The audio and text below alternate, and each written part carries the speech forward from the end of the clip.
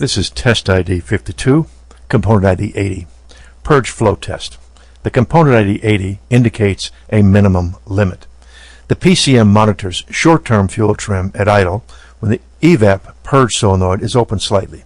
Now this is semi-intrusive in that it opens it for a very short time and only a very slight amount, so it's barely noticeable to the motorist.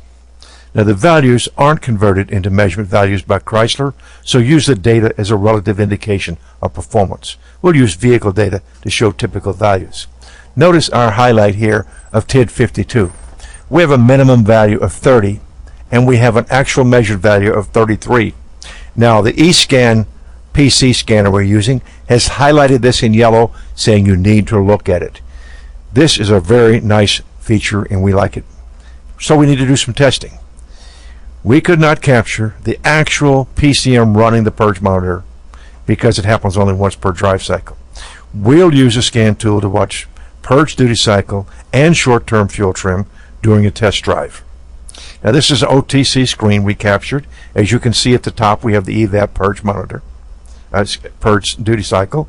In the middle we have the O2 volts, and at the bottom we have adaptive fuel trim.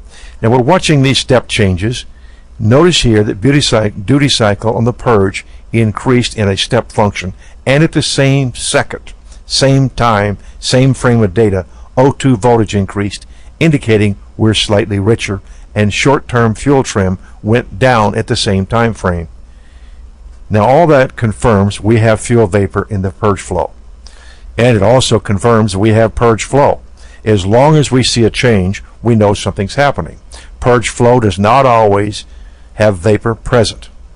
Cold weather operation has few vapors stored in the canister, while hot weather operation has more vapor stored in the canister. So we'll see large changes in fuel mixture when it's hot and smaller ones when it's cold. Here's one doing cold weather. Purge duty cycle increased, as you can see here, and at the same time O2 sensor voltage went down, indicating the fuel is leaner. Because the fuel was leaner, short-term fuel trim went up. Now this confirms that we have purge flow with very little fuel vapor present. That's not to say we have no fuel vapor present, because that was a pretty sizable change we made. So what you're going to see in this is you'll see various readings, and we're only going to test for purge flow.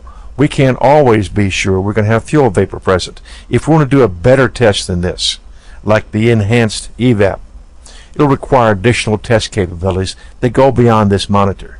This particular monitor is fairly limited in its capabilities. It merely checks to see if the purge solenoid is operational.